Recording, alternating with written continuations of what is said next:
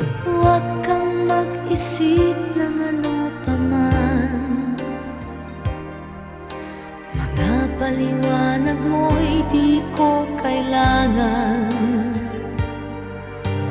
At kahit ano pa ang iyong nakaraan, mamahalin kita maging sino ka man.